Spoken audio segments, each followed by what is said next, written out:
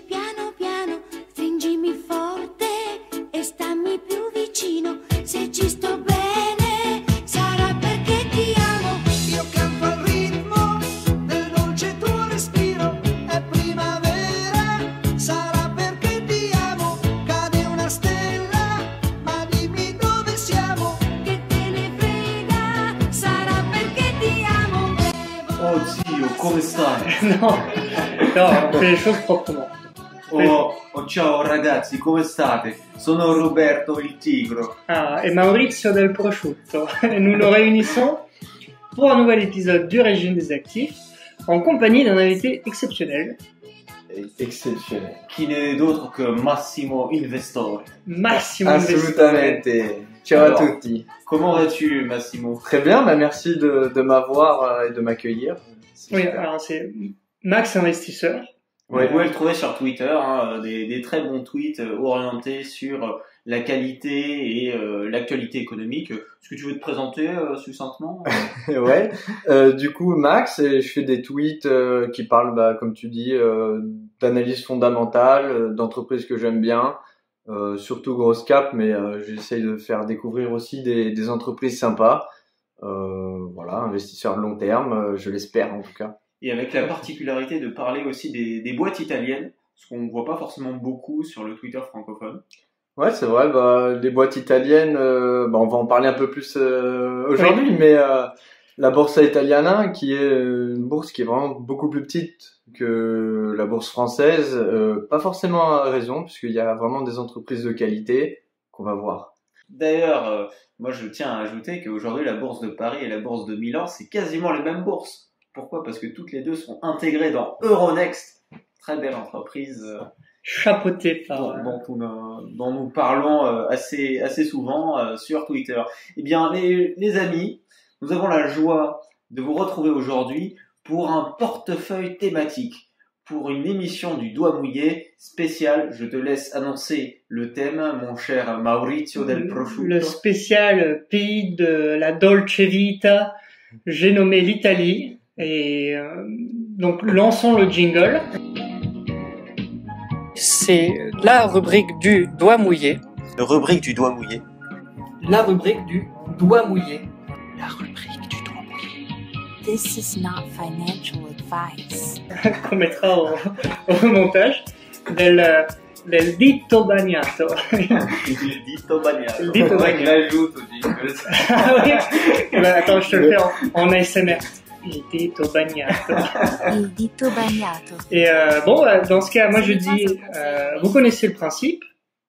C'est chacun présente une ou deux entreprises avec le thème de l'épisode. On avait fait le thème des beaufs il y a plusieurs mois, hein, c'était il y a longtemps. Ensuite, on avait fait Le thème des retraités. des retraités, des Le boomers. portefeuille du boomer. On avait fait le portefeuille du conspi Oui, qui a eu pas mal de succès. Et le portefeuille de Noël. de Noël, Le portefeuille du 93 avec ce brave Victor Ferry. qu'on embrasse hein, d'ailleurs. On lui passe le bonjour. Et donc aujourd'hui, nouvel épisode, portefeuille de la Dolce Vita, le portefeuille italien. Et je vais donc laisser la parole à notre invité, Pour nous présenter sa première entreprise. Dolce Vita. Alors qu'est-ce que tu nous as préparé? Eh ben, je vais commencer très vite et très fort. Alors, qu'est-ce qui est plus bling bling qu'une Lamborghini? Ah, un cheval.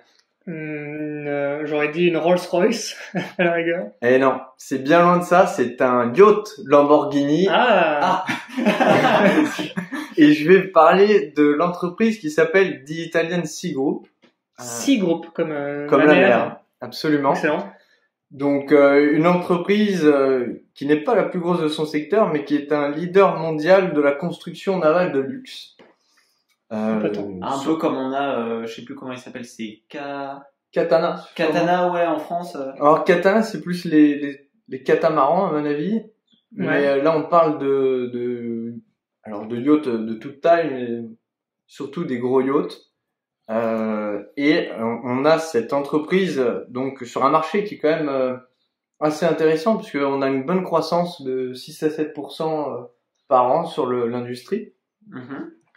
Et une entreprise qui a connu une explosion un petit peu de son chiffre d'affaires, comme on peut le voir, qui est plutôt pas mal.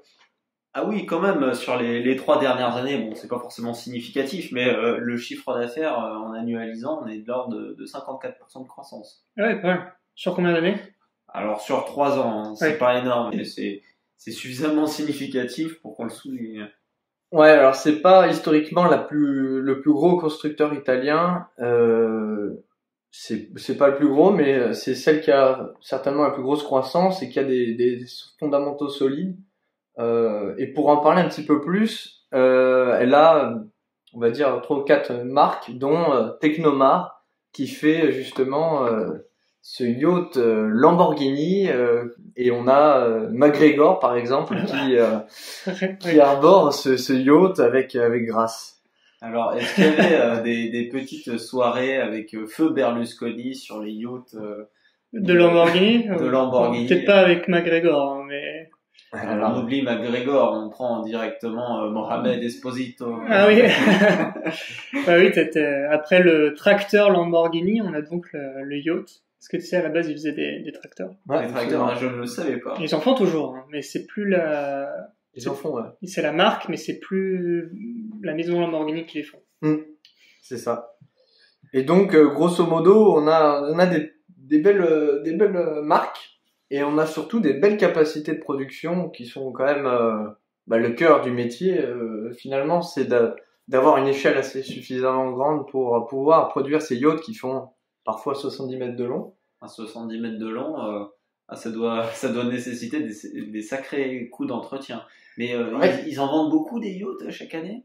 Alors beaucoup, non, il n'y a pas besoin d'en faire beaucoup. Au niveau de leur booking order, on est à 1,3 milliard actuellement, ce qui en fait finalement la 3e plus grosse entreprise de super yacht du monde.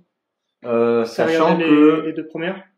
alors la 2 premières, alors il y en a une qui est allemande, c'est Lürsen, et l'autre c'est Fitship, je crois que c'est hollandais.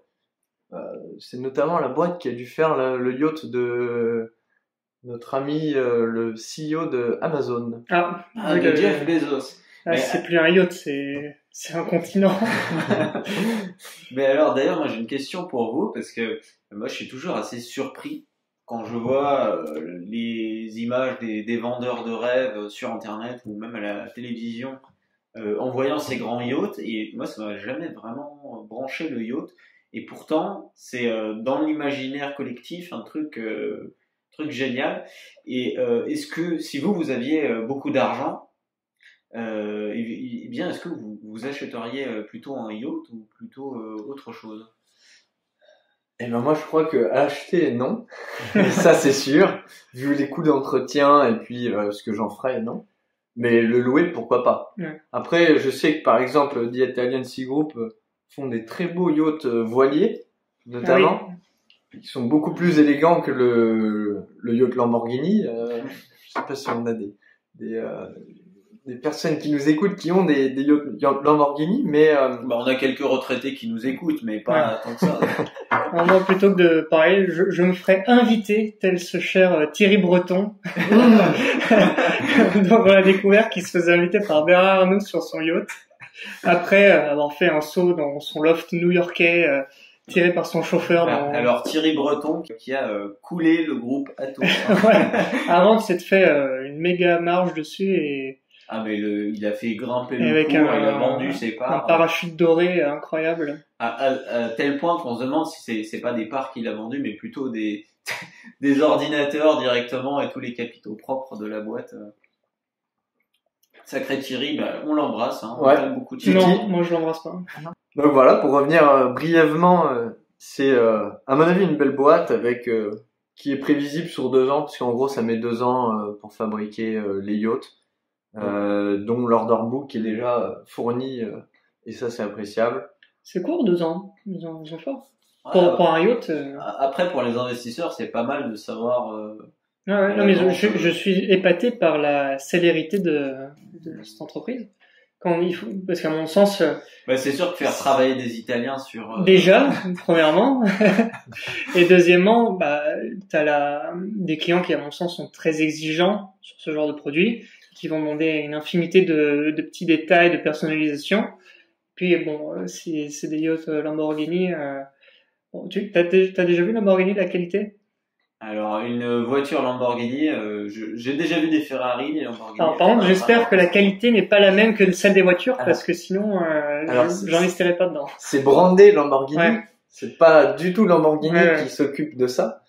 C'est plutôt marketing qu'autre chose. J'imagine qu'il touche aussi un petit peu des royalties. En tout cas, ça a bien boosté les ventes sur la gamme Technomar qui utilise la marque Lamborghini. Et justement, tu parlais des finitions. Ce qui est intéressant aussi, c'est qu'ils ont intégré la chaîne de valeur et notamment tout ce qui est boiserie, menuiserie, tout ce qui est petits détails.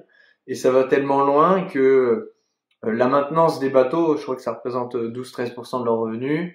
Ça se fait forcément à quai et l'équipage doit rester à quai.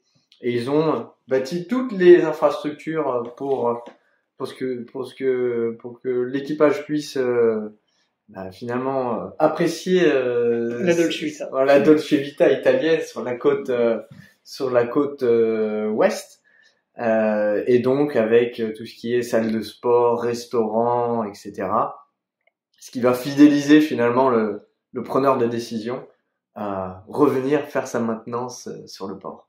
Sinon, pour revenir un peu plus dans les fondamentaux de la boîte, je vois que c'est une boîte qui est quand même assez safe, parce qu'on a dit prévisibilité dans la croissance, on a dit croissance qui était assez importante, mais moi je me dis croissance importante, peut-être que la dette est très élevée. Et je suis allé regarder le levier et le levier sur l'equity et en dessous des 100%, donc on est bien. Sur les EBITDA, il est aux alentours de 2 et on a du cash qui couvre quasiment toute la dette. Ouais. C'est quand même assez impressionnant qu'une boîte comme ça, qui doit quand même nécessiter des gros investissements en capex, etc., arrive à avoir de la trésorerie et à gérer tout ça. Ouais, absolument. Et c'est surtout qu'elle s'échange pas si cher que ça. Je sais pas si tu as vu, on est sur nous sommes 14 fois les bénéfices. 14 fois les bénéfices, c'est à peu près la moyenne de ses concurrents. Il y a des beaux concurrents italiens, mais qui n'ont pas la même croissance et pas forcément les mêmes reins solides. Donc voilà, c'est intéressant à regarder sur la watchlist. Alors moi, ce que je vois, moi ça m'intéresse beaucoup parce que non seulement on a un PE à 14, mais si on le regarde différemment, si on regarde le free cash flow yield, il est à plus de 8%, 8,5%, donc on est 2 fois sur le taux sans risque. C'est un truc de malade. Donc il doit y avoir un loup, faites des recherches. Hein. On se rappelle, comme on disait dans le jingle, ceci n'est pas un conseil en investissement, mais ça a l'air trop beau pour être vrai. Il y a un petit peu de cyclicité forcément sur l'industrie du yacht. Là, ils ont connu une expansion assez forte, assez rapidement. Ça va se calmer, en tout cas c'est ce qu'ils ont prévu sur leur dernier rapport, que ça allait se calmer un petit peu en 2024-2025, mais en construisant sur des bases qui sont saines. Et d'après toi, c'est quoi leurs opportunités de croissance et à l'inverse les risques qui pourraient être associés à ce secteur d'activité? Le risque, c'est qu'il y a deux gros, voire plusieurs autres gros concurrents. C'est assez concurrentiel comme marché.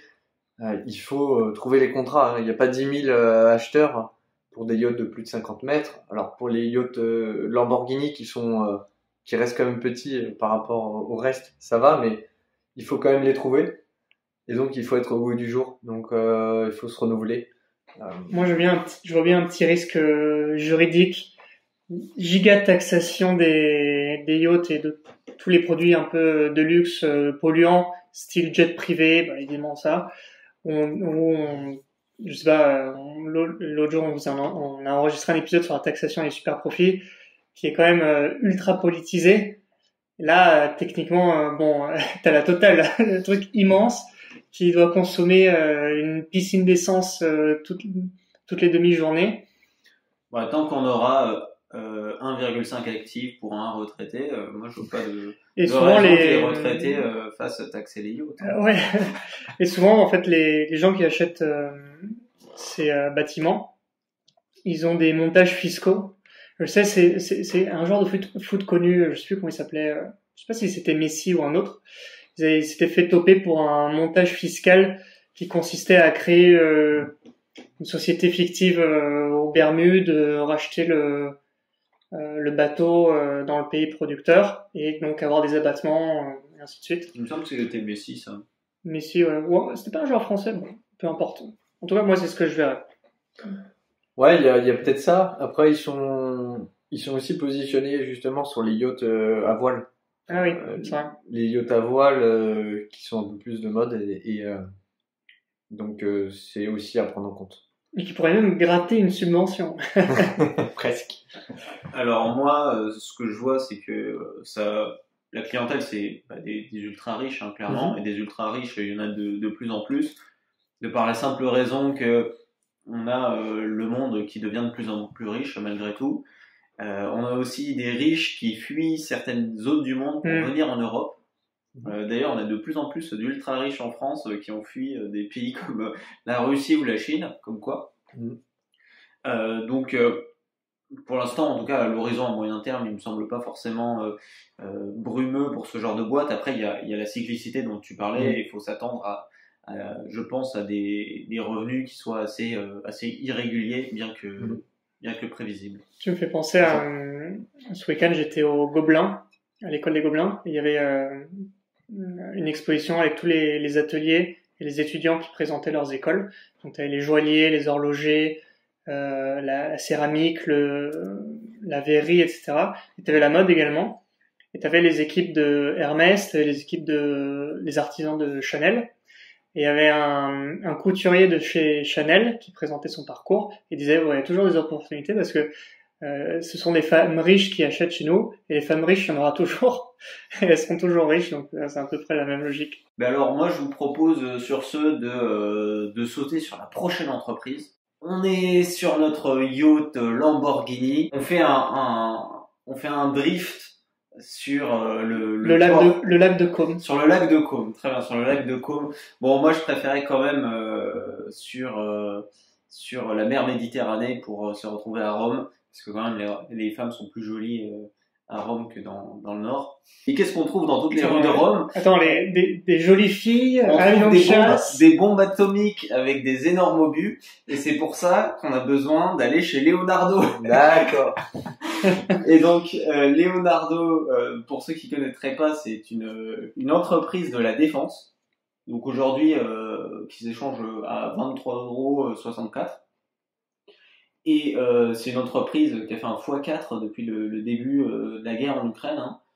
Comme quoi l'armement, avec toutes les polémiques, ça peut avoir d'intérêt dans un portefeuille pour se protéger face à ce genre de risque.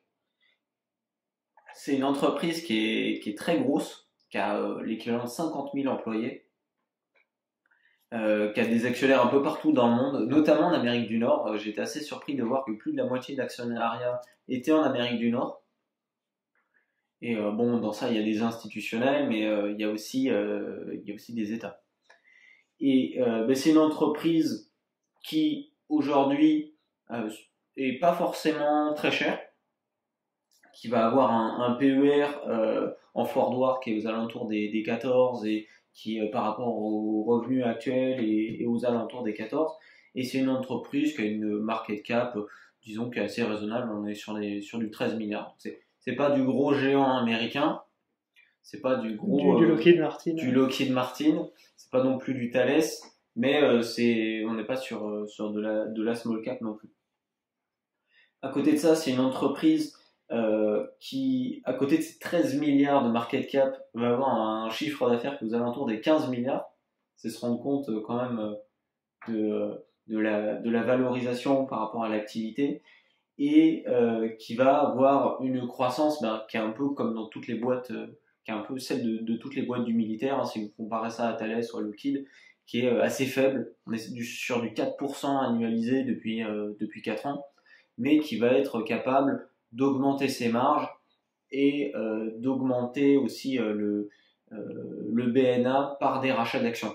Et là où on va avoir un chiffre d'affaires qui va augmenter que de 4% par an, on va avoir plutôt un earning per share un BNA qui va monter, aller dans l'ordre des 40%, si je ne me trompe pas. Après, Le problème de ce chiffre que je vous donne, c'est qu'il y a encore la période Covid qui fausse les bénéfices tels qu'ils étaient en 2020. Donc la croissance, elle devra plutôt se calculer en remontant quelques années en arrière. Alors, cette entreprise, elle est assez intéressante parce que, bien qu'étant une entreprise italienne, elle vend à énormément de pays dans le monde. Donc, 18% de son activité, c'est en Italie. On a quand même 11% au Royaume-Uni. On a 26% aux US. C'est-à-dire que les bombes atomiques italiennes, les avions de chasse de Rome, finissent plus souvent avec des MacGyver qu'avec des Mohamed Esposito. Et 24% dans le reste de l'Europe et 21% dans le reste du monde. Alors, qu'est-ce qu'elles vendent comme type d'armes? C'est quoi les fameux avions de chasse? C'est principalement des hélicoptères, 30% d'hélicoptères, de l'électronique et ce qu'ils appellent de la sécurité digitale.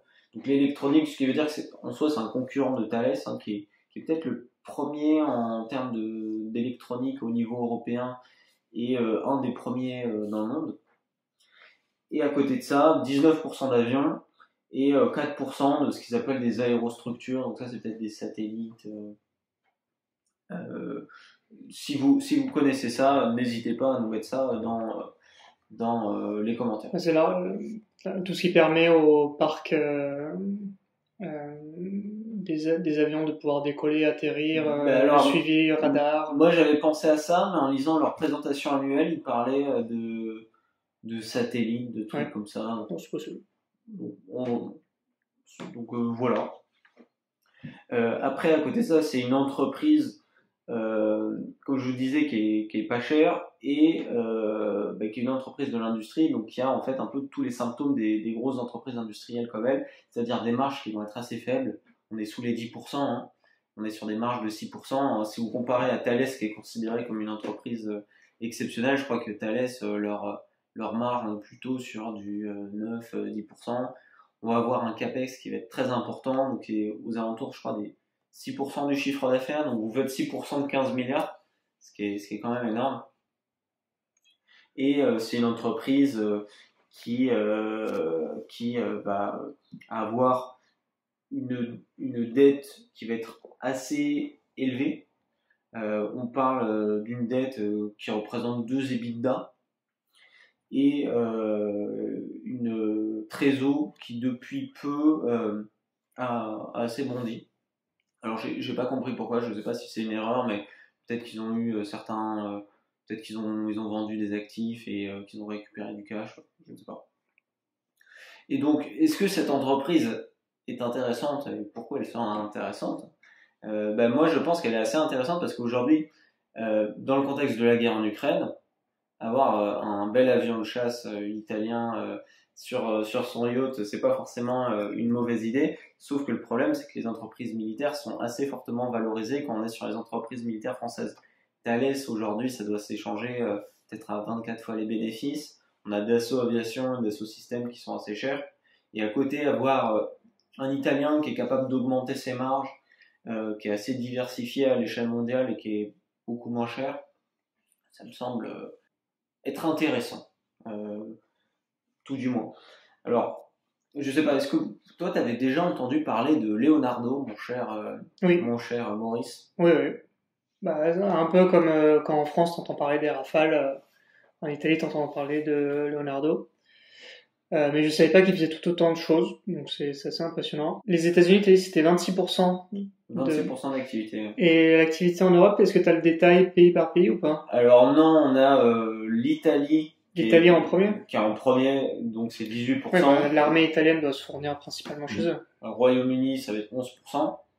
Et 24%, c'est l'Europe moins l'Italie et le Royaume-Uni. Je sais pas s'ils vendaient aux Russes avant la guerre. Parce que c'est pas impossible, hein, parce que l'Italie avait quand même des bons rapports avec les Russes. La France, qui n'avait pas forcément de bons rapports, vendait beaucoup d'armes. Oui, aussi, oui. Oui, voilà, la France, elle vend des armes à tout le monde. Donc. Mais c'est vrai que Berlusconi avait des excellents rapports, on va dire, avec Poutine notamment. Et il y avait une relation privilégiée. À sa mort, Poutine avait fait un discours où il avait fait une réaction, je sais plus. on disait quoi que c'était Poutine, c'était le Greek boy de, de Berlusconi. Le Greek boy. Oh non. Mais sinon, bon, après cette entreprise, ce qui est assez marrant quand on regarde enfin pas son bilan, mais sa présentation annuelle, c'est qu'elle fait beaucoup référence aux objectifs RSE. Comme toutes les entreprises. Et donc cette entreprise spécialisée dans les avions de chasse parle de transition énergétique. Bon, ça me fait penser à Trump, il avait fait une remarque comme ça en critiquant les velléités écologiques de l'armée en disant quand vous voulez qu'on fasse une bombe atomique verte. Ben alors apparemment il développe des obus au quinoa chez Leonardo. C'est un avion électrique. Un avion à pédale. Faut battre des ailes très fort. Vraiment, je suis sûr que si on va dans la Seconde Guerre mondiale et qu'on regarde les sous-marins italiens, il devait y avoir des trucs un peu dans le genre. Et à côté de ça, qu'il y a des objectifs pour féminiser son groupe. Aujourd'hui, il y a 20% de femmes. C'est beaucoup. Donc, si on compare ça à une école d'ingénieurs française, c'est beaucoup. Hein. Ouais, justement. Et, mais voilà. À part ça, moi je vois pas. Je vois pas forcément beaucoup d'autres points qui sont très intéressants sur l'entreprise. Ce qui ressort pour moi, c'est surtout qu'elle est pas chère, que c'est une entreprise qui est peut-être intéressante dans le contexte de guerre, surtout dans un contexte où l'Europe, comparativement aux États-Unis ou au reste de l'OTAN, n'est pas très investie militairement et recommence à hausser les budgets. Et à côté de ça, l'entreprise est plutôt en bonne santé. La croissance est stable, etc. Et le BNA a tendance à monter. Après, les faiblesses, le CAPEX, le nombre d'employés, quand même 50 000 employés, c'est quand même une petite ville française. Et c'est 50 000 sans les intérimaires et les consultants. contracteurs. Ouais. Bon, après, ça... C'est normal. C'est quelque chose qui peut se régler. Et à côté de ça, c'est une entreprise qui a une rentabilité des actifs qui est assez faible, on parle de 3%, et qui souffre de problèmes de chaîne d'approvisionnement, un peu comme toutes les entreprises militaires, mais ils le disent bien, ils ont l'honnêteté de dire dans leur rapport annuel que c'est un risque et que c'est quelque chose sur lequel en fait tout le monde doit travailler.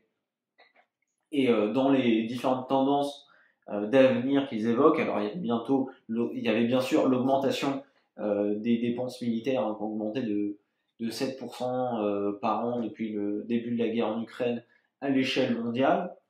Il y a la transition énergétique, comme on disait, mais il y a aussi le big data et l'IA. Et donc là, l'IA, ils en parlent pas en parlant de LLM, mais l'IA dans le militaire, c'est très utilisé, quand on pense aux drones notamment. Oui. Quand j'étais en études d'école d'ingé, c'était un sujet, les IA embarquées sur des drones. Alors ça fait pas la conversation et ça propose pas des recettes de cuisine, mais c'est un sujet qui est crucial. Alors maintenant, on a notre avion de chasse. Qu'est-ce qu'on fait ? On a notre porte-avions Lamborghini sur lequel l'avion de chasse décolle. Et on a profité du soleil du lac de Côme. On a fait une soirée bunga bunga. Et moi, j'ai décidé d'aller skier. Je me suis dit, en Italie, on a tout. On a la mer, on a la montagne, et on a les Alpes. Et donc, les Alpes, c'est à mi-chemin entre la France et l'Italie. Et donc, j'ai décidé de choisir un intrus.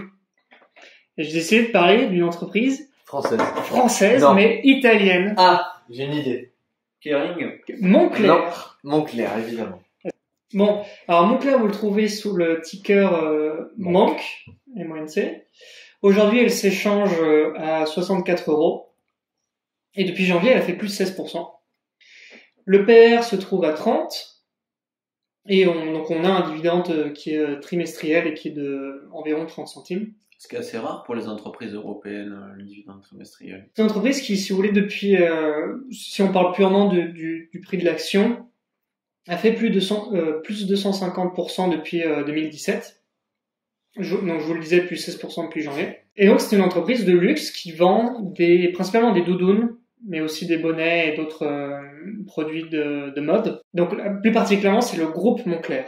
Et le groupe Moncler, elle chapeaute une tripotée d'entreprises propres à Moncler pour la répartition en fait de la chaîne de production, mais il y a aussi une filiale qui est Stone Island, Oui. qui a un rachat assez récent, et Stone Island représente environ 18% du chiffre d'affaires. Et si vous voulez, c'est la marque qu'on voit de plus en plus, qui a sur le côté du bras un patch avec une rose des vents, et qui était très connue en Italie, parce que moi, quand j'avais 10 ans, je voyais déjà des gens qui en avaient. Et ça a pris un succès fou et ça a été racheté par Moncler. C'est une entreprise qui a été créée dans les années 50 et qui à la base faisait autre chose. Elle faisait du matériel d'alpinisme, donc des sacs de couchage, ce genre de choses. Et ce sont leurs ouvriers qui étaient habillés en doudoune et c'est ensuite un membre de leur équipe qui a repris le concept. Et elle était française, elle était en Isère à Grenoble. Et c'est une société qui allait très mal dans les années 90, 92, ils étaient en faillite et ils ont été rachetés par les Italiens. Ouais, c'est l'une des seules d'ailleurs. Hein. D'habitude, c'est plutôt de l'autre côté. C'est plutôt les Français qui achètent. On achète les entreprises italiennes. Hein. Il y en a plein. Hein. Il y a les Gucci, par exemple. LVMH. Il y a il va y avoir les Bottega Veneta, les Pomellato. Parmi les marques de luxe qui ont très bien performé entre 2023 et aujourd'hui, elle est bien placée. Ouais, c'est parmi les meilleures. C'est parmi les... que Hermès qui doit être mieux. Ouais, t'avais... Brunello Cucinelli. En termes de hausse, oui, t'as Hermès qui est en haut et Moncler, ils sont 4e. Devant LVMH d'ailleurs. Ils sont capitalisés à entre 15 et 17 milliards. Ah, il reste assez petit pour une boîte de luxe, c'est intéressant. Ça. Donc j'ai regardé, d'ailleurs, c'est marrant, le capital est détenu à 8% par JP Morgan et 4% par nos amis de chez BlackRock. On embrasse Larry Fink. Donc le complot s'élargit encore un peu plus. Ils ont vraiment une croissance tout à fait honorable. Une évolution depuis 2016 qui est passée de 200 à 600 millions nets de revenus. Et ils ont une marge nette stable de 20%. Aujourd'hui, 23%, ce qui est énorme. Hein. Ouais, net income en millions, ils sont à 612 en 2023. Et j'ai des données qui remontent à 2013, qui est le plus lointain, ils étaient à 76. Pareil, free cash flow, ils sont à 549. En 2013, ils étaient à 58. En termes de dette aussi, c'est très intéressant parce que le ratio dette sur equity, il est à 1,6%. Donc, il n'y a quasiment pas de dette. Ah oui, avec du cash qui couvre quasiment toute la dette. Mais donc, marque de doudoune, qui fait aussi des doudounes, qui sont les concurrents? Pyrenex. Bah, moi, j'avais pensé à Canada Goose. Oui, aussi. De doudoune de luxe. Et si on compare les deux, franchement, achetez du Moncler. Parce que Canada Goose, déjà, le cours, il s'est effondré. Dans les années 2000, en 2019, il était à presque 100 euros. L'action s'est changée à 100 euros. Aujourd'hui, elle s'échange à 15 euros. Moncler réalise 3 fois plus de ventes que Canada Goose, avec presque 6 fois plus de magasins. Donc, Canada Goose, c'est une capitalisation de 2 milliards, contre 18 pour Moncler. Le bilan de croissance de la société italienne est nettement plus encourageant, bien sûr, avec des ventes et un bénéfice d'exploitation en hausse de 16% en moyenne par an au cours des 5 dernières années. Et l'entreprise canadienne, c'est une croissance annuelle que de 10% sur la même période, alors que les bénéfices d'exploitation sont en baisse. Et on peut ajouter à ça qu'il y a une rentabilité des capitaux qui est aux alentours de 20%. Donc ça veut dire à chaque fois qu'ils ouvrent une boutique, la boutique est rentabilisée.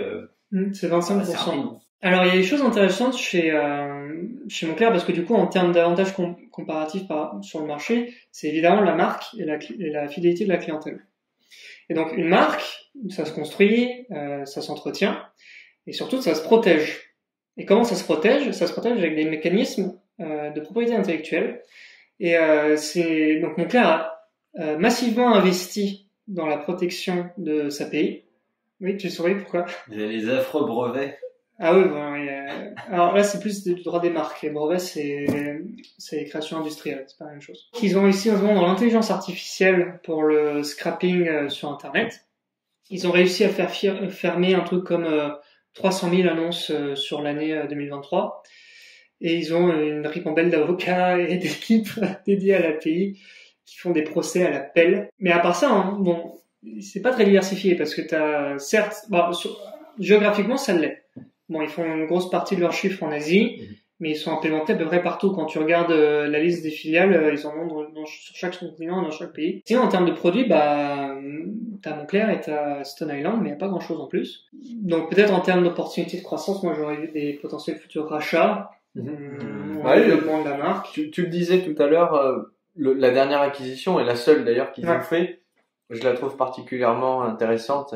Il y a énormément de synergies, tant dans les clients. La clientèle, c'est à peu près la même quand même. C'est du luxe, mais pas non plus l'ultra luxe, avec des gens qui aimeraient avoir de la marque. Parce que quand on achète une doudoune Moncler, on veut qu'il y ait écrit quand même Moncler dessus, globalement. Donc il y a ça en opportunité. Et puis, t'es déjà passé devant une boutique Moncler, c'est quand même des belles devantures, une direction artistique qui est quand même très agréable. Les derniers défilés, ils sont sympas. On fait venir Émilie, on parlait de porte-avions, on a fait venir Émilie Ratakowski au dernier défilé. Voilà, au-delà de ça, il y a une belle direction artistique. Ça, c'est un avantage comparatif à court terme. Contrairement à Balenciaga, dont la direction artistique nous en a fait voir des vertes et des pas mûres. Mais Balenciaga qui bizarrement est très très populaire en Asie et notamment au Japon, Ouais. alors que ils font des trucs vraiment infâmes. Oui, alors moi, une des seules choses qui m'inquiète dans cette boîte, c'est vraiment la surexposition à l'Asie. Et connaissant un peu la Chine qui a eu du mal dernièrement, faudrait. Après, s'il y a un rebond de la consommation, tant mieux pour eux, tu vois. Et ce qui devrait t'inquiéter aussi au court terme, c'est le fait que l'hiver a été doux. Aussi, oui. Mais bon, est-ce que tu portes vraiment une Moncler pour le froid ou En plus tout cas, t'as plus pour le style? En tout cas, tu l'achètes plus quand il fait moins 10 que quand il fait 10 degrés. Oui, mais C'est les certain. gens qui achètent des Moncler, ils vont skier à Zermatt, tu vois, en Suisse. Donc, il fait toujours un peu froid et c'est pour le style, donc. C'est vrai. Et après, rien ne les empêche de sortir des petites chemisettes hawaïennes. Ça se trouve, ils feront le maillot de bain Moncler pour pallier au réchauffement climatique.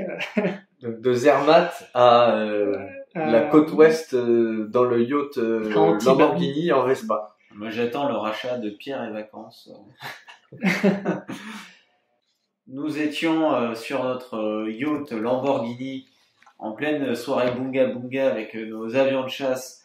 Il a commencé à faire un peu frais, donc on a acheté une petite doudoune chez Moncler, mais quelle est la suite de cette histoire?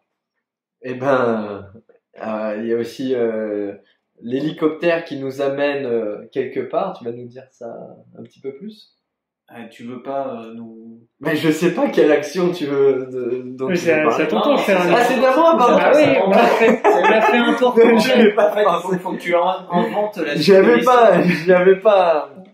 Faut inventer la suite de l'histoire. Hein. Bien sûr, pardon. Alors en effet, après le yacht Lamborghini déplacement vers Zermatt en hélicoptère, on va revenir au chaud dans mon appartement de 200 mètres carrés à Milan. Et bon, en tant que Milanais, comme il se doit, j'ai à peu près 70 ans. Donc, De lévrier, pas d'enfant, et je mange de la polenta. absolument. Et donc, quand on a 70 ans, on a un petit peu de mal à entendre. Et à bander aussi. C'est un autre sujet. J'ai cru qu'ils allaient nous parler de Pas pour Viagra moi, et donc de Pfizer.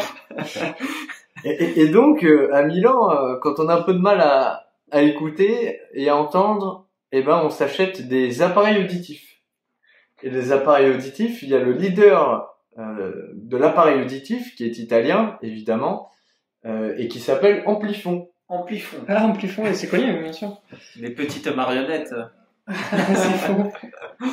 Et donc, c'est le leader dans le domaine des solutions auditives, qui a été fondé, très belle histoire d'ailleurs, qui a été fondé en 1950 par un militaire anglais qui, au cours d'une chute d'avion en Italie, avait vécu un traumatisme sonore. À l'hôpital, il rencontre sa femme et fonde Amplifon.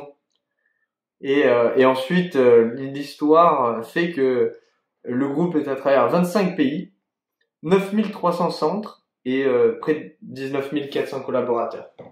Alors pourquoi s'intéresser à Amplifon, vous me direz qui de mieux que le deuxième pays avec la population la plus vieille du monde C'est vrai. Derrière le Japon. pour nous fonder une entreprise sur la silver economy qui va en fait les plus de 70 ans vont doubler tout simplement dans les 30 prochaines années. Donc c'est pour ça qu'on s'intéresse à Amplifon et de plus en plus de jeunes ont des problèmes auditifs. À cause des écouteurs et... Absolument. Donc on a une clientèle qui vit plus longtemps, qui a des problèmes auditifs plus longtemps et qui est moins complexée par ces solutions qui sont souvent plus discrètes. Moins intrusives. Absolument. C'est un genre de transhumanisme, on devient des cyborgs avec déjà les lentilles pour améliorer notre vision. Le casque Vision Pro, la puce Neuralink et maintenant les petites cacahuètes dans les oreilles pour entendre mieux.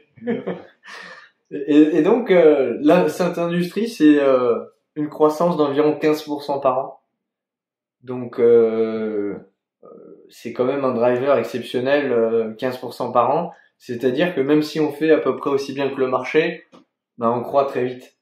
Il se trouve que elle se valorise à 50 fois les bénéfices actuellement pour une croissance qui n'est pas à 15%.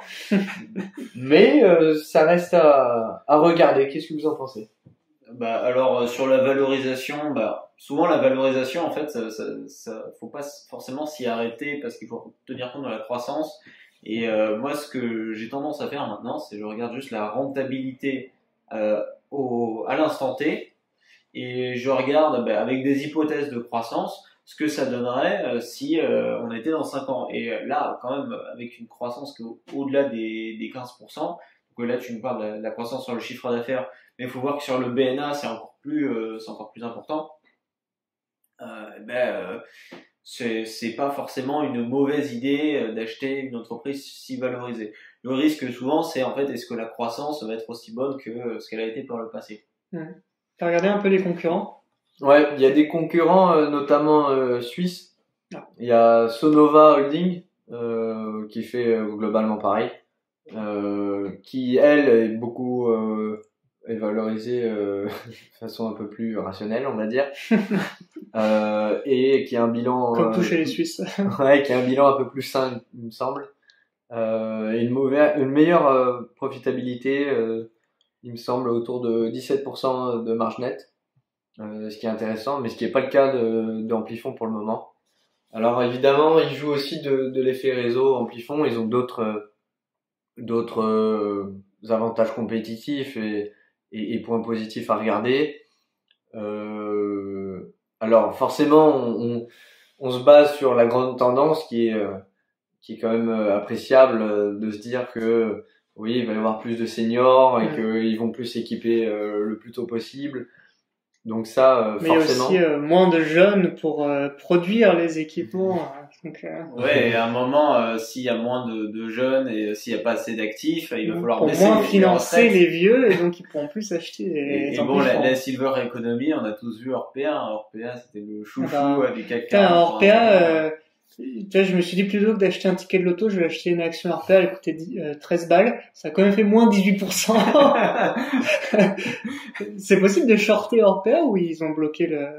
Oh, ça doit être possible. Après, il doit y avoir des questions de liquidité dans ton short. Ouais, ça va. Après, tu nous disais que l'action était fortement valorisée, mais si on se fie au free cash flow yield et qu'on regarde qu'on prend une hypothèse de croissance qui serait assez faible, du genre du 10% par an, ça reste quand même assez beau. Hein. Si on l'achète aujourd'hui, ça voudrait dire, en estimant que le free cash flow per share suivrait une croissance de 10%, sachant qu'aujourd'hui on serait plutôt sur, si on tient compte de la croissance du BNA, sur quelque chose qui est plutôt aux alentours de 20-25, ça nous ferait une renta qui sera à 7% dans 5 ans et qui serait encore plus élevée si on est dans 10 ans, qui serait, en étant toujours un très pessimiste, qui serait à 11%.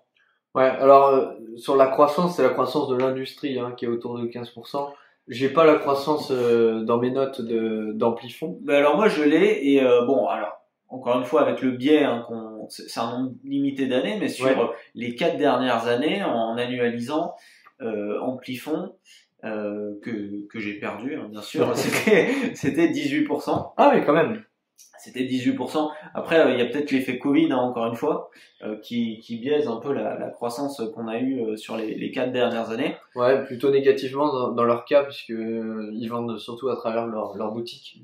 Mais là, on est sur du 18%. Bon, après, il y a l'effet recovery. Ouais, c'est vrai. Donc, c'est assez marrant, les amplifons dans les oreilles. Est-ce que vous connaissez des gens qui... Qu'est-ce que t'as dit? J'entends pas ce que tu dis. Est-ce que tu connais des gens qui mettent des amplifons dans leurs oreilles? Non. Toi? Alors non, mais je connais des gens qui auraient besoin de le faire. Ah ouais. Je pense notamment à mes grands-parents et à mon grand-père, mais en fait, être à moitié sourd, ça a des avantages, parce que quand tout le monde croit que t'es sourd, tu peux faire semblant de ne pas avoir entendu. Mais, et pour le coup, mon grand-père en a, et ils sont devenus, enfin, lui, ça fait longtemps qu'il est moitié sourd, et il a pu comparer à travers le temps les équipements, et autant te dire que il y a 20 ans, il les mettait pas, mais maintenant, il les met, et c'est pratique, parce que tu peux même répondre au téléphone sans bouger. C'est directement dans l'appareil auditif, et la télé, pareil. Il écoute la télé directement dans les prothèses auditives. Donc ça s'est largement amélioré, et c'est pour ça que je suis optimiste quand même sur l'industrie en général des prothèses auditives. Mais alors, est-ce qu'il n'y aurait pas un coup à jouer avec Apple? Pour les intégrer des amplifons dans les Vision Pro. Ben, on voit que Apple a commencé un peu, quand même partiellement, à se lancer sur le créneau de la santé avec les Apple Watch.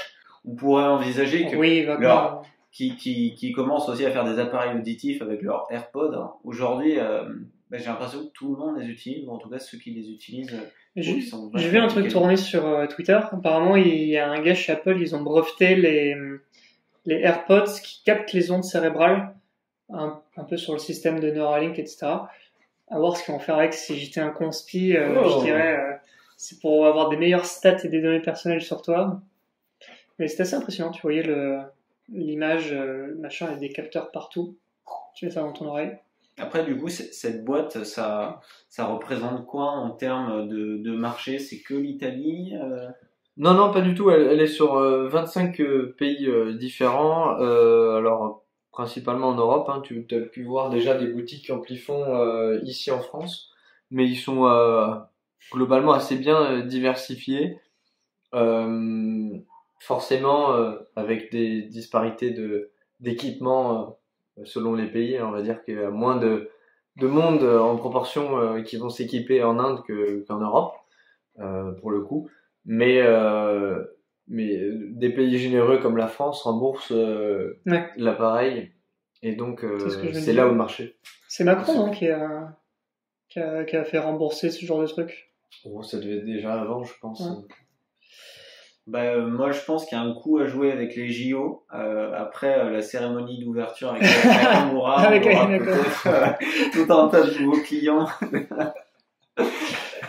Tu es mauvaise langue. Oh, je suis une petite blague. Hein. On t'embrasse, Aya. On t'embrasse très fort ici. Donc, bon, alors, nous avons fait trempette avec notre yacht sur le lac de Como. Nous sommes envolés dans notre jet sur les pistes. Alors, juste un petit point à dire quand même. Sur Amplifon. Sur Amplifon, attention à la dette. On est quand même sur une dette qui représente 3 EBITDA. Et qui représente 140% des capitaux propres. Voilà, donc pas un conseil en investissement, loin de là, surtout de ma part. Comment? Mais oui, en effet, bon, si je devais sortir mon meilleur doigt mouillesque, mon meilleur doigt dito bagnato, je n'achèterais pas à cette valeur, à cette valorisation. Alors, et ça change à combien l'action? Alors l'action aujourd'hui elle s'échange à 31 €, et comme nous disait Max, le PE il est un peu en dessous de 50, il est aux alentours de 46, en forward il sera à 28, et le free cash flow yield est à 4,8%, ce qui est pas déconnant. Il y a un dividende ou pas? Oui, il y a un dividende. Alors la rentabilité du dividende, je vais te la dire tout de suite, je me plante peut-être, mais on serait sur un peu moins d'1%. Ouais. Donc C'est classique. c'est classique, une entreprise, bon père ou bon grand-père de famille. Le bon grand-père de famille. J'ai mis mes prothèses auditives parce que j'ai les tympans explosés après cette soirée bunga bunga et voilà, j'ai un peu froid, j'ai mis ma polaire et j'aimerais remonter sur mon yacht, sauf qu'on me dit que j'ai plus une thune. J'ai plus une thune pour monter sur le yacht parce que je l'ai loué. J'ai fait l'erreur de le louer plutôt que l'acheter et j'ai plus d'argent sur mon compte en banque. Tout est parti dans la soirée bunga bunga. Tu vas toquer chez une banque? Et bah non, je vais pas toquer chez une banque parce que voilà, je suis un Italien, je n'ai pas confiance. L'Intesa San Paolo, Unicredit. Mais j'ai de l'argent sous le matelas, hein, comme tout Italien. Hein. Vous savez, hein, quand vous allez dans les restaurants italiens, c'est assez rare de pouvoir payer en carte. Mais Quoi? Pardon? comment? C'est la machine elle est cassée, il faut payer en cash. Et ben il faut se refaire. Et alors comment est-ce qu'on se refait? On va au casino de Monaco. Alors pour le casino, Est-ce que je peux essayer de deviner le nom? vas-y. C'est pas IJP? IJT? Non. Non, c'est les bains de Monaco. Non, c'est un truc encore plus beauf que ça. Ah, plus beau, parce que en Italie, il me semble qu'il y a que 4 casinos. Mais il faut, Donc il y a San Remo, Venise et puis 2 dans il les faut Alpes. penser machine et jeu en ligne. Ah, c'est Sisal. C'est l'Automatica.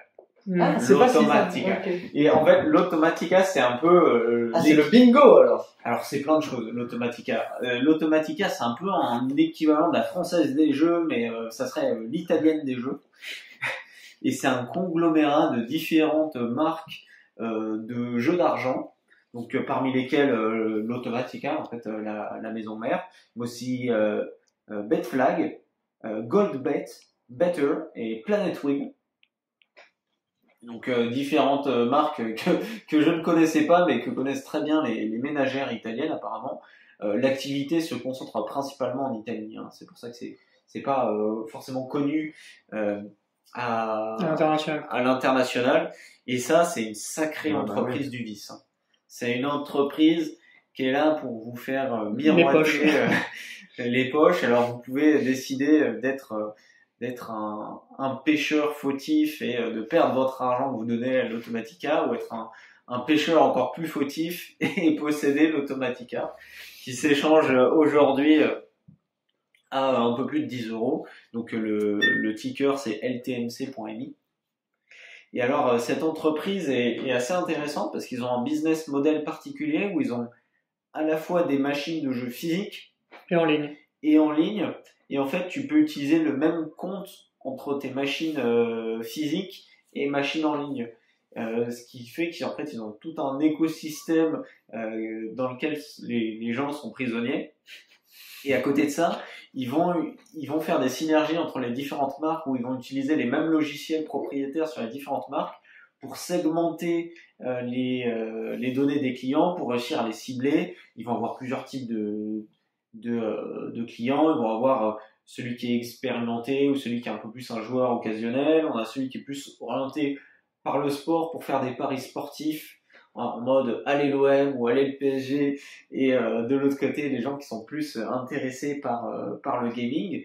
Et à côté de ça, ils ont développé via leur technologie ce qu'on appelle de l'omnicanal en fait, qui permet depuis différentes plateformes, donc là en l'occurrence les machines mais aussi les réseaux sociaux, de se connecter à son propre compte.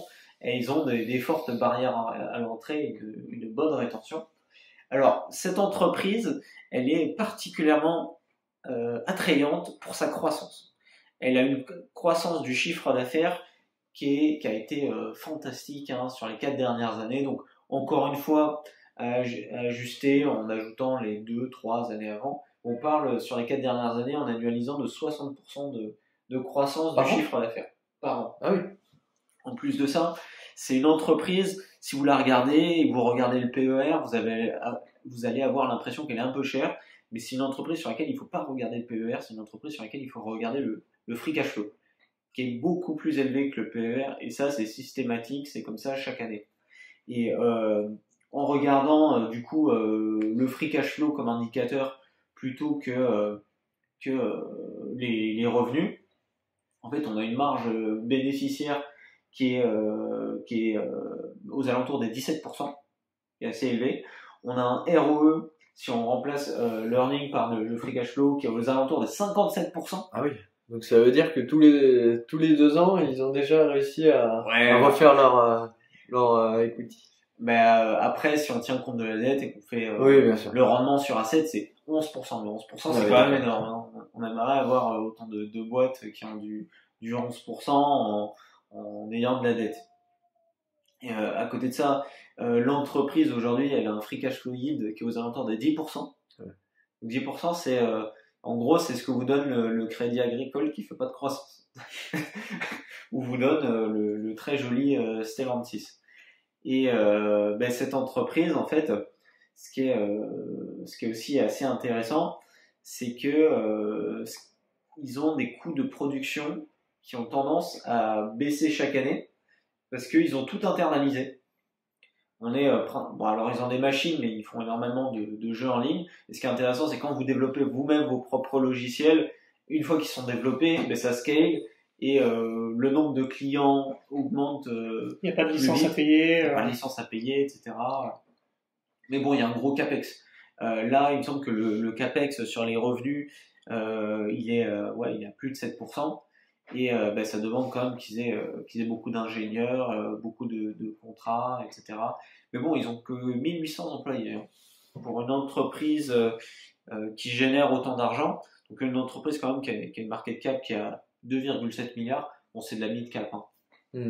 C'est de la mid-cap, mais c'est quand même assez impressionnant. Et c'est une entreprise qui est data-centric. Donc, on parle souvent de la data et de l'IA, et l'entreprise data et IA, et ça ne veut pas toujours forcément dire grand-chose. Moi, j'ai eu l'expérience de travailler dans l'assurance, on parlait de data en permanence, d'analyse, mais il n'y avait rien qui était produit avec. Et eux, apparemment, ils arrivent à bien exploiter leurs données de clients afin de savoir bien les segmenter, faire bien la bonne publicité, etc. Proposer le bon pari sur le classico. Et surtout savoir cibler à l'avenir lors de leur campagne marketing la clientèle qu'ils vont cibler. Enfin, ça a l'air bête dit comme ça, mais si tu sais que tes clients c'est tel profil, c'est un sacré gain de temps ensuite quand tu fais appel à des agences.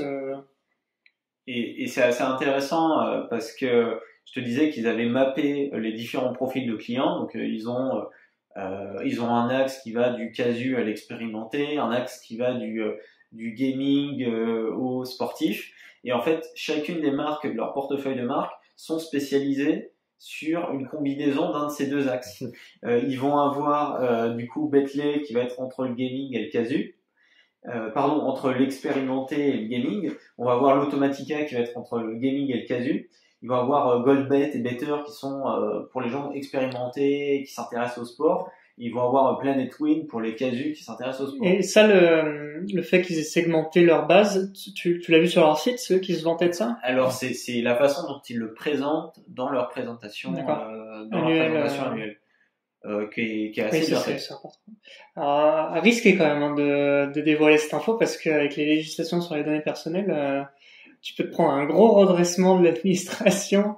C'était pas bien travaillé sur ce côté. Alors ils disent pas forcément exactement comment ils vont exploiter la donnée. Mais tout est bien et nickel. Après les Italiens ils s'en foutent un peu, contrairement aux pays plus nordiques.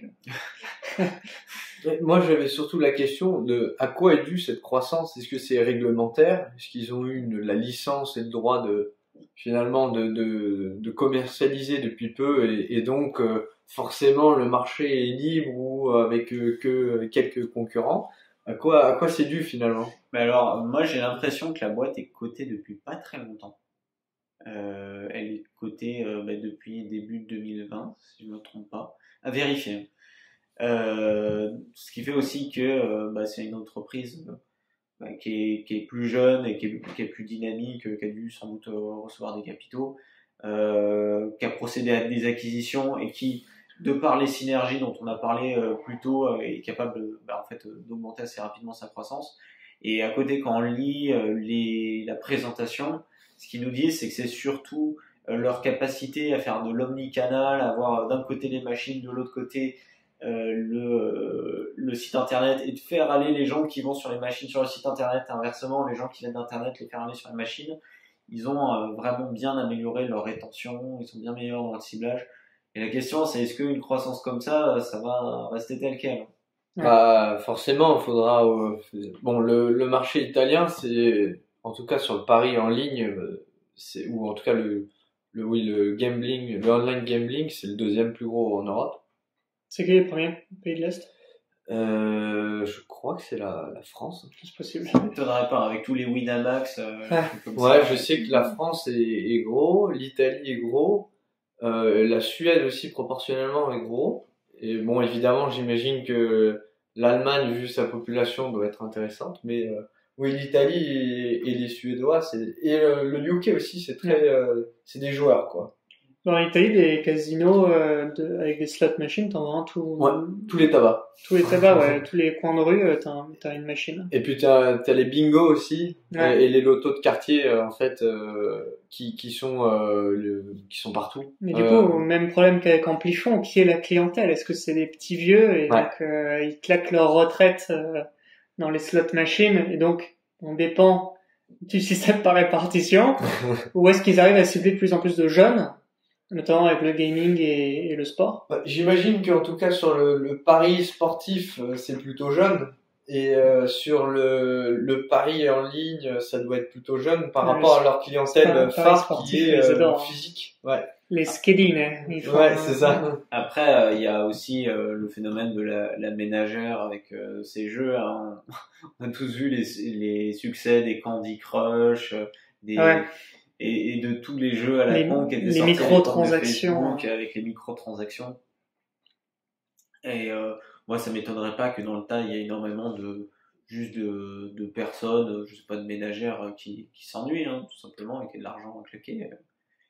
Après, moi, ce que je vois aussi d'intéressant, c'est vu qu'en soi, ils ont un écosystème qui est solide, on peut envisager que ce genre d'entreprise commence à pénétrer d'autres marchés européens. Après, je me rends pas forcément compte des législations qu'il peut y avoir et des barrières à l'entrée. Mais ceux-là ont l'air assez solides, sachant qu'en plus c'est une entreprise qui a deux qualités que j'aimerais souligner. Déjà, c'est une entreprise qui ne dilue pas ses actionnaires, qui n'a pas de problème de finance aujourd'hui, et qui est endettée, mais qui, au vu de la croissance, n'est pas forcément inquiétant. On peut envisager, vu la taille, qu'ils se fassent racheter, ou alors qu'eux-mêmes rachètent des petits sites à la con en Europe de l'Est et qui les intègrent dans leur écosystème. Après, la dette, hein, quand même, juste pour que vous sachiez, ça représente 4 EBITDA, ce qui est quand même sacrément haut. Et sur l'equity, on est sur du 360%, ce qui est tout bonnement énorme. Moi, le risque que je vois sur ce genre d'entreprise, c'est le risque réputationnel, le risque ESG. Est-ce que la clientèle a vraiment ça en tête? Ils sont mal vus, hein. Et alors oui, mais ils sont mal vus par ceux qui jouent pas. Ceux qui jouent, ils s'en foutent. Dans leur présentation, c'est assez marrant parce que les mecs, encore une fois, ils parlent de la place des femmes dans la société, de la transition énergétique, alors que il n'y en a pas eu de bord. Ils ont dû ramer pour essayer de trouver des arguments. Il n'y en a pas eu de bord. Alors qu'en fait, ils sont en train de ruiner des familles en leur distribuant des petits tickets de loto. Et donc moi, ce que je me dis, c'est on n'est jamais à l'abri d'une mesure un peu populiste qui dirait ces gens ont des paris sportifs. Surtout dans l'Italie, des valeurs bien carrées. Ah oui, les fameuses valeurs italiennes. C'est vrai que par exemple, en termes d'image, la Française des Jeux, ils ont une meilleure communication. On lui attache moins le côté maléfique de la chose. Ouais, c'est sûr, ils font des publicités, ils disent attention, pas les enfants. Ouais. Alors là, si vous allez regarder les jeux de l'Automatica, c'est un peu plus gogol. Hein. Ouais. Avec des palmiers, des trésors. Et puis quand tu vas dans un tabac en Italie, tu le vois de toute manière. Il y a que ça. Ouais, il y a que ça. C'est-à-dire que ça couvre Gratta e vinci. Ouais, c'est ça. T'as des tickets absolument partout sur le présentoir. Et tu comprends rien tellement il y a de couleurs et de choses à gratter, quoi. Donc, mais au-delà de ça, les Italiens aiment le gratter, de gratter et puis de jouer à des jeux d'argent. Tiens, mais on va demander aux Italiens de la Ils aiment dans la se salle. gratter les couilles. Hein. Mon cher Maurice, après t'être gratté les couilles, Ouais. est-ce que tu aimes bien gratter des petits papiers Ah ouais. bingo Tu vois, le Maurice, bon, il a fait la fête sur le yacht, il est allé descendre au ski, il s'est retrouvé comme toi sans un rond, et il s'est dit, je vais aller mettre mon dernier jeton dans la Automatica. Évidemment, il l'a mis sur le noir, c'est tombé sur le rouge, et donc il s'est retrouvé à la rue. Il s'est retrouvé à la rue, plus un rond dans les poches, que le soleil pour se nourrir, et il s'est mis à rêver. Il s'est mis à rêver parce que Maurice n'a plus d'action à vous présenter, mais il rêve. Il rêve de toutes ces sociétés italiennes qui ne sont pas cotées en bourse et qu'il aimerait voir cotées, comme par exemple Ferrero, avec le chocolat, son magnifique Nutella et ses Ferrero Rocher. Quoi d'autre il y avait Monica Bellucci, hein, qu'on aimerait bien voir. Côté en bourse. Alors là, la cote, malheureusement, avec l'âge, est un peu baissante. Ouais, mais moi je suis value. Ouais. Non, il y a quoi? Il y avait Illy, le café, qui est pas coté. Lavazza aussi. Lavazza, Lavazza, ils non, sont non, pas cotés, Lavazza, hein. pardon. C'est le... Et sinon, à part ça, moi, quand j'ai fait mes petites recherches, je me suis trompé parce que Prada, ça appartient aux Chinois. Ouais, Donc, c'est hongkongais, ouais. donc c'est pas coté. Enfin, si, pas dans notre thème italien. Et Ferrari, c'est Amsterdam, Pareil. malheureusement. Ouais, après ça reste italien, hein, Oui. c'est Italie. Pour moi, il n'y a rien de choquant en fait de prendre un petit Ferrari. On a DeLonghi, en fait, qui est coté en bourse, Ouais. il me semble, sur Borsa Italiana. Borsa Italiana qui a un gros marché ETF. Vous ferez attention, mais en fait beaucoup des ETF que vous pouvez acheter sur tous les néo-courtiers, généralement ils vont être Amsterdam, Axetra, l'échange allemand, ou à Borsa Italiana. Et si j'avais été un peu coquin et joueur, j'aurais conclu en disant peut-être qu'au-delà des actions, il y a des obligations qui sont intéressantes. Les obligations italiennes qui ont un meilleur rendement que les obligations françaises, allemandes, étonnamment. Françaises surtout. À cause du risque du risque perçu de l'Italie, qui a un historique d'inflation et de dette assez important. Mais l'Italie, qui est aujourd'hui est un pays qui est un des moins inflationnistes de la zone euro. Alors oui, mais ils l'ont été, c'était l'un des plus aussi. Donc quand j'y habitais en 2021, c'était l'un des pays le plus inflationniste, sans le fameux bouclier énergétique forcément sur les entreprises. Et il y en a beaucoup qui ont dû fermer au moins provisoirement, notamment les souffleries du Veneto sur le verre par exemple, qui sont forcément, pour faire du verre il faut du gaz, et quand le gaz a fait x2, tu fermes et tu attends. Et donc oui, c'était très inflationniste, et en ce moment on est quasiment dans la déflation. Ouais, on est sur du 0,2% d'inflation, alors qu'en France on est à 2. un peu, 2,73, un truc comme ça. 2,3 même, il me semble. 2,3. Bon, et que le taux sans risque est à 4%. C'est dire la renta du taux sans risque quand on est un bon rentier italien. Alors mes amis, avant de conclure sur ces actions, moi, j'aimerais du coup vous lancer sur cette grande nouvelle. L'inflation a baissé. Aujourd'hui, on a des taux réels positifs. Aujourd'hui, on a un taux sans risque qui est positif. Aujourd'hui, le livret A fait mieux que l'inflation. Qu'attendons-nous ? Qu'attendons-nous ? Et avant de conclure, je voulais faire un petit dernier passage pour notre ami Marco, milanais de 70 ans, qui souffre un petit peu d'audition, mais de perte d'audition, mais qui tout de même peut se déplacer de son yacht en hélicoptère pour aller rejoindre son chalet. Et puis, il a besoin quand même de décompresser, il me semble. Il a besoin de se dépenser.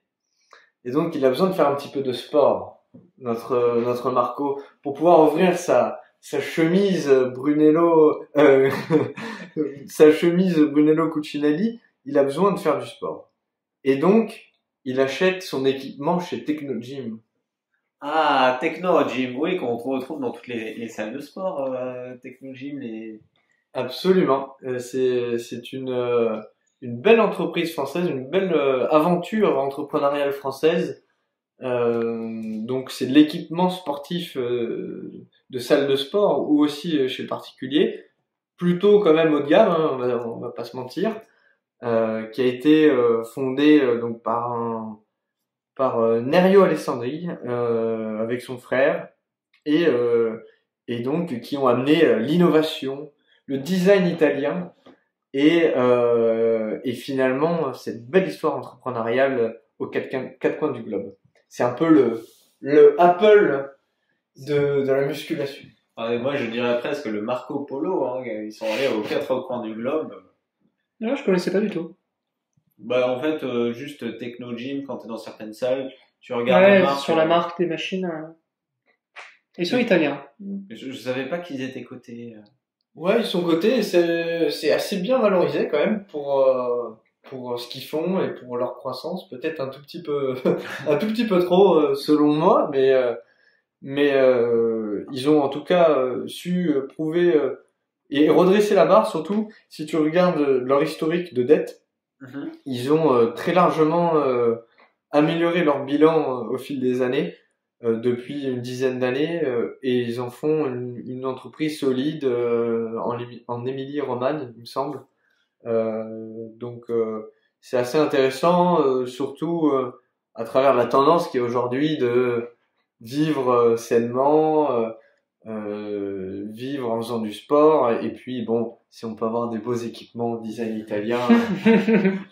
Ça me fait penser à Basic. C'était Basic Fit. Ouais, Basic Fit, dont on avait parlé, qui était plus une action de croissance à un très fort capex. Alors là, tu nous parlais de la dette, c'est assez intéressant parce que faut se rendre compte qu'entre janvier 2021 et juin 2023, la dette qui était à 100 millions est passée à 40 millions. Sur Technogym. 60%. Technogym. Et le tout en ayant du cash et le tout en ayant les capitaux propres qui ont absolument pas fondu. Le DAF, il a dû avoir une prime de 200 ans. Et après, en termes de résultats, on voit que c'est une entreprise qui a un capex qui est quand même sous contrôle. Hein. Il représente que 5% du chiffre d'affaires. Alors comment ça se passe? Ils vendent les machines ou est-ce qu'ils les louent? Alors ils font de la vente B2B et B2C, donc de machines en gros ou au détail. Donc on peut pas être plus large que ça comme réponse, mais globalement c'est eux qui font ça, vente aux salles de sport, et puis ils ouvrent quelques boutiques avec parcimonie. Donc il y en a une à Milan. Le flagship milanais, et puis ils en ouvrent quelques-unes dans les plus grandes capitales européennes, grosso modo, pour toucher la clientèle fortunée globalement, qui vont pouvoir s'acheter des bancs de musculation à plusieurs milliers d'euros avec la balle de yoga taillée Louis Vuitton en cuir. En cuir, exactement. Mais c'est assez intéressant cette tendance de la salle de sport qu'il y a depuis maintenant, je pense, plusieurs dizaines d'années.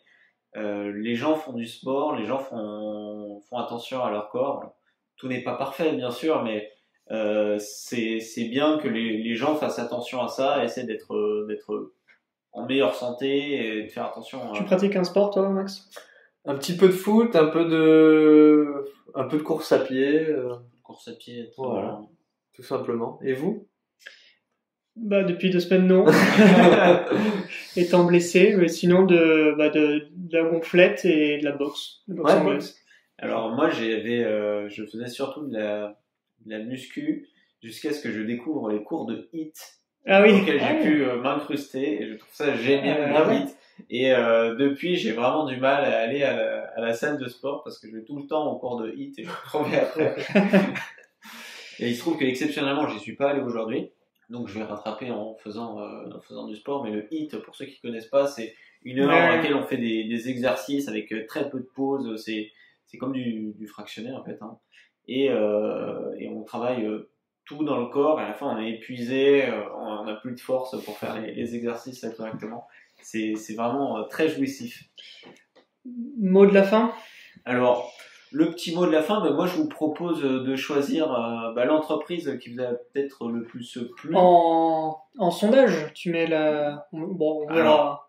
Les alors, sondages, souvent, c'est pour sondages, rigoler. les sondages seront un peu Google, mais vous En je sais commentaire, pas, par alors. exemple, Ah, à nous, pas À aux nous. auditeurs. Excuse-moi, j'ai mal mon compris. cher Maxime. Ah, je suis désolé, mais en termes d'investissement pur, je pense que, en fait, merci à vous. En fait, je voulais vous remercier à vous deux parce que grâce à vous, j'ai pu découvrir une très belle entreprise, The Italian Sea Group.